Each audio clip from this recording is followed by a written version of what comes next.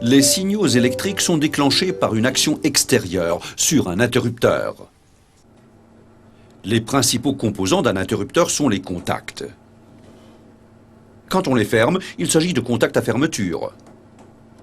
Dans un schéma électrique, l'interrupteur est représenté par ce symbole. Quand on les ouvre, il s'agit de contacts à ouverture, représentés par ce symbole. Lorsqu'une action entraîne à la fois l'ouverture d'un circuit et la fermeture d'un autre, on parle d'un contact inverseur, représenté par ce symbole. Les nombreux types d'actionnement d'interrupteurs donnent une idée des diverses possibilités de génération de signaux. Possibilités que nous vous montrons toujours en prenant comme exemple le contact à fermeture. Nous avons en premier lieu l'action manuelle. Lorsque le contact reste fermé, tant que l'on n'a pas relâché le bouton, nous sommes en présence d'un poussoir, dont voici le symbole. Lorsque le contact reste fermé, nous avons alors un interrupteur. Sur le symbole, ce dernier est représenté par un cran. Le contact n'est rouvert que si l'on appuie à nouveau dessus. Le capteur de fin de course que vous voyez là est un exemple de générateur mécanique et automatique de signal. Utilisé ici comme détecteur de position, il ferme automatiquement le circuit électrique quand la tige de piston vient actionner le levier à galet.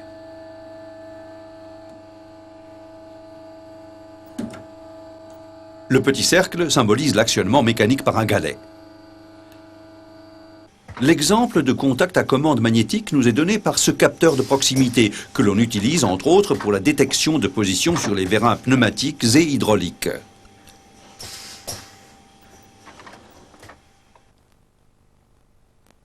Un aimant permanent placé sur le piston attire la lamelle de contact qui ferme le circuit électrique.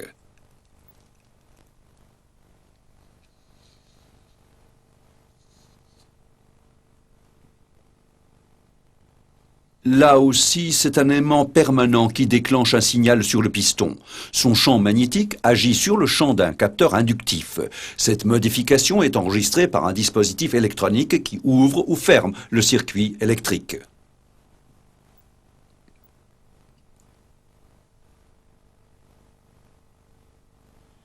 Les capteurs inductifs ne sont pas toujours actionnés par un champ magnétique. Ils réagissent à tous les matériaux conducteurs qui passent dans leur champ d'action. Cette caractéristique est utilisée pour la détection sans contact des positions ou des états.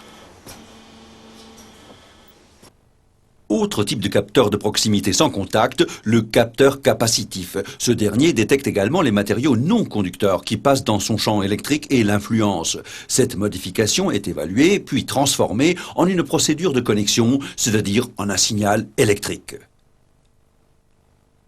Et pour finir, n'oublions pas que la lumière peut également servir à déclencher un signal.